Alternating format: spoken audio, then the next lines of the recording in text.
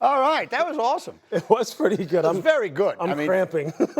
I don't know how Jason line. does that with the voice. I am a dyed-in-the-wool Swiftie, so I mean, I definitely will be listening to that. She's got the new album coming out. Not from Nashville. No. Reading, Pennsylvania. That's right. And actually, the irony of it is, in one of the songs, she refers to the Eagles, which she confirmed in a concert in Philadelphia. She meant the football team, the Eagles, not the band, the Eagles, but then there she was rooting for the Chiefs against the Eagles in last year's Super Bowls. If you don't think I know the layers to this, then you don't know me. Okay, today is a very special day for. Have you ever seen me making notes here today? Have you seen me doing that? You're always See which making hand notes. I'm doing that with? Today is National Left-Handers Day, people.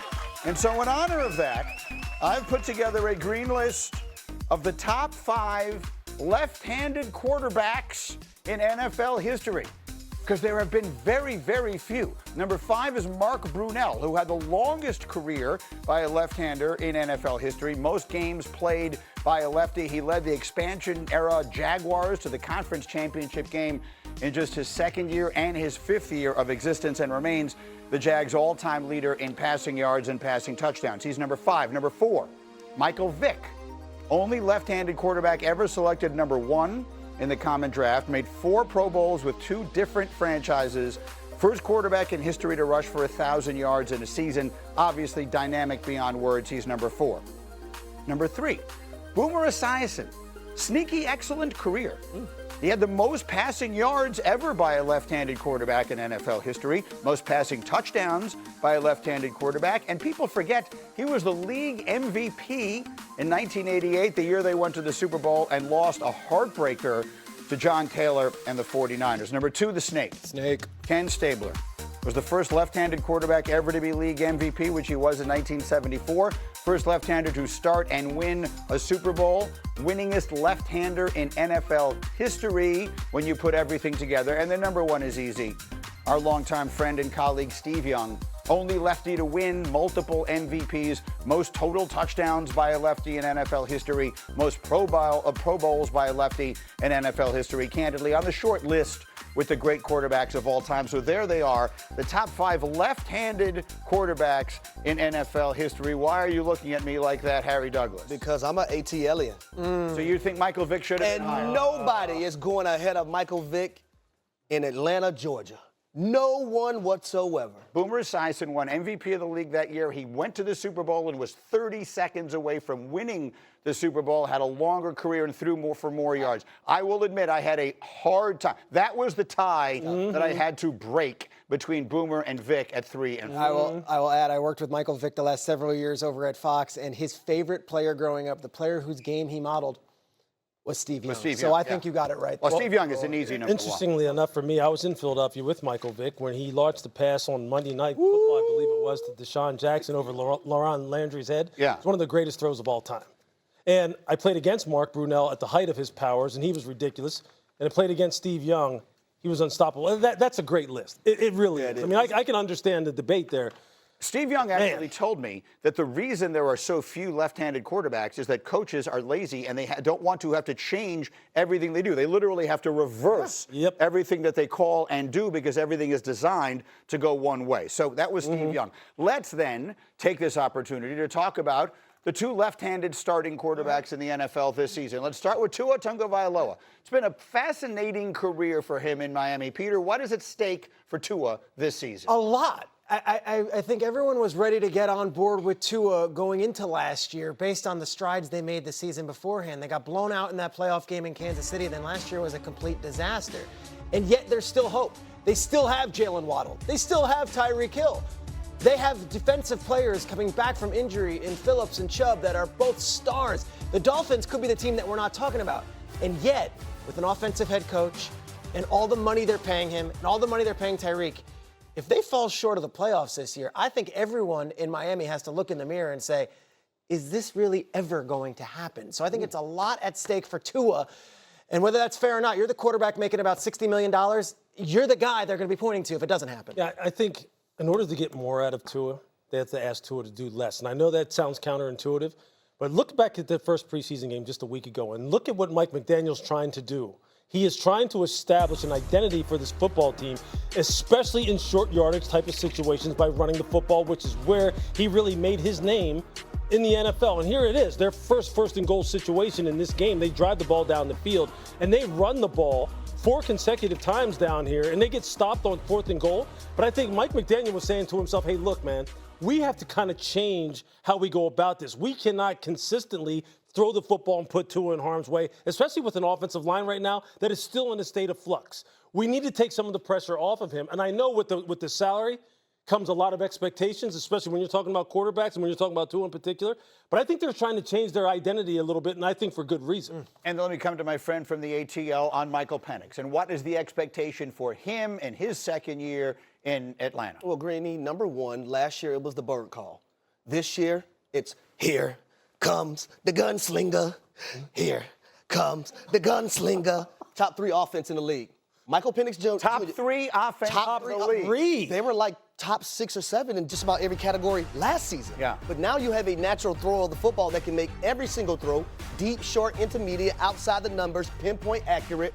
Look at the skill position players. Look at the offensive line. It would not surprise me if the Atlanta Falcons are a top 3 offense in the league last year. Why? Here comes the gunslinger. The gunslinger unlocked the tight end. Kyle Pitts, I was there at the draft. We were doing the draft. He was going to revolutionize the league, and it just hasn't come close to happening. Can they get that part of it figured out? Can he become a dominant player? It's going to happen. Those guys are very, very close. They golf together. Michael Penix Jr., first practice, what did he go up to the podium and say?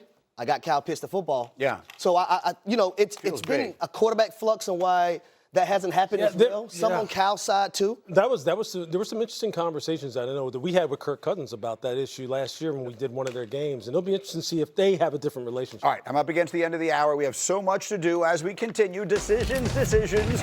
We'll be live with the Browns as they shuttle Shador out of the top spot. What on earth is going on with the Packers to the Super Bowl? Would that be ridiculous? No, I don't think it's ridiculous because, look, I think there's a lot of things that are going for this football team right now. One being Jordan Love is a guy who ascended in the second half of the season last year. He was let down by his wide receiver core. Their drop rate was way too high. If he can get that going, combined with the running game that they have a lot of dynamic playmakers in the front 7, in particular on this defensive side of the football. Look, you stay healthy, you catch a little bit of a hot streak, and maybe some other teams and some of your primary competition suffer some injuries and have some attrition issues. Green Bay could be right there. The North is very, very hotly contested and closely contested. Green Bay is going to be in the mix. What do you think, Harry? I love everything about Green Bay. We have to remember, everyone is gung-ho over the Philadelphia Eagles. The first game of the year last year in Brazil, they could have easily won that game. For sure. In the playoffs versus Philly last year, it was a 16-10 game to start the fourth quarter. But it's all about protecting the football if you're Jordan Love. Yep. Yeah, and there's an injury right now that they're saying isn't going to harm him for week 1, but I wouldn't love that, no pun intended.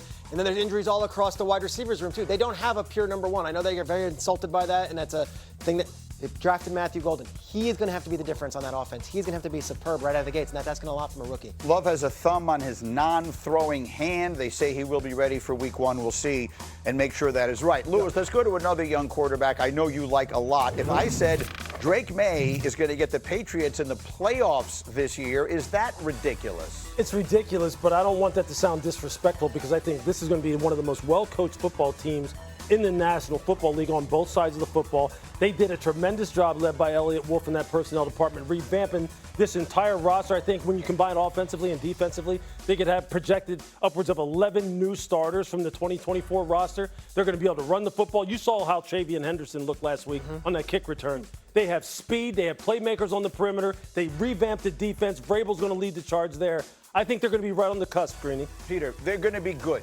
How quickly are they going to get there? That's the question. That is the question. They're a serious team again. They weren't a serious team last year. They're a serious team again. They're going to be well coached. They're going to be disciplined. The quarterback's going to take a leap. It's a loaded AFC. I think a playoff spot is asking a lot. So this is not ridiculous in my favor because the best coach in the AFC East is Mike Vrabel, folks. You think so? I know so. All right. Yeah.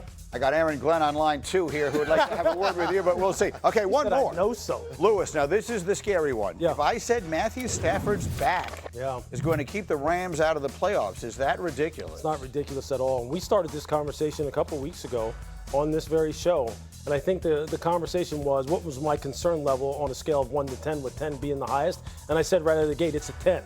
When you're talking about a back, it's a very, very slippery slope because you can't really Look, I mean, how does that get better as time goes on? As a guy who plays the game the way he plays it, right on the edge, willing to sacrifice his body week after week, throw after throw, how does that get better? And he just had a throwing session Saturday, and the way Sean described it as far as how he felt coming back out at the beginning of the week, it was not good. And you know how upbeat Sean McVay is. He sounded like, hey, man, we're just kind of really trying to pull back here. So how worried, I mean, that's the question. Yeah. How worried should we be about this back? 2 weeks ago, I said 0 out of 10 concern. Last week, I said, well, 1 out of 10 concern. There's fair to be above 5 on this point because this is the toughest quarterback you will meet, and he wants to be out there, and he's not. And he's not playing the preseason. He's not practicing. He hasn't practiced with his offense yet in any sort of setting. They still tell me, hey, week 1's good, and Jimmy's lighting up the Cowboys in practice. And okay, I don't want to hear about Jimmy. You're not going to the NFC Championship game or winning the Super Bowl with Jimmy. I just don't think that's the case. That's your backup. Stafford not practicing, to me, it would certainly concern me because of the toughness he has and because this was not the plan. I think by now they'd want him So on. this is major because I pick the Los Angeles Rams to have the best record in the NFC this season. They only play 5 teams that made the playoffs last year, but if Matthew Stafford is injured and he's hampered by his back week after week, that's not happening. Think about that now. He had a throwing session. And Sean said he just didn't feel good coming off of it to the point where we could put him back into practice and kind of ramp him up a little bit more. A throwing session. That tells you everything you Not need that to they know were right putting him there. on the ground. He Right. wasn't getting hit. I mean, and I don't want to like sound like crazy alarm bells here, but that's concerning to me. 25, That's just concerning 25 to me. days away. Like, Yeah. he hasn't practiced. That's real. You can kind of Not dance even around a this walk. all you want, but like Matthew Stafford is the dude. You know, if he was healthy, he'd be out there practicing at the very least. And that when you hear throwing session, the thing you immediately think of is a pitcher in baseball, right? Yeah. And then oh wait, no, he's got pain in the elbow or pain in the shoulder. You say to yourself, that's not good. We got to shut him down again for a little while. Yep. They don't have a little while. Now you mentioned Jimmy Garoppolo. They have a more than capable backup to carry the load if they need a little bit of it. But this is a team with Super Bowl aspirations. They're probably not getting there with Jimmy G. Probably not, but we've seen Brock Purdy take a team to the NFC Championship game. We've seen Nick Foles win a Super Bowl. We've seen Case Keenum go to. It could happen. Right. And Jimmy obviously has a history where he's won games in the league, but this isn't the dream scenario. They didn't want to rely on Jimmy Garoppolo. It's certainly not week 1. What I would say is this. They played intercamp practices with the Cowboys, and to a man, everyone I spoke to said they went up and down the field and they sliced the Cowboys up with Jimmy at quarterback. Yeah, but I mean, Jimmy has a durability issue of his own. Of course. So I mean, as a backup, yeah. What is the number one definition of a backup when you're talking about from a scouting perspective? Hold the fort down 3 to 5 weeks. You don't want him playing an extended period of time. That guy on the wall is who you want playing. Keep a close eye on the back of Matthew Stafford. Meanwhile, you mentioned the Eagles. What is stopping Jalen and Philadelphia from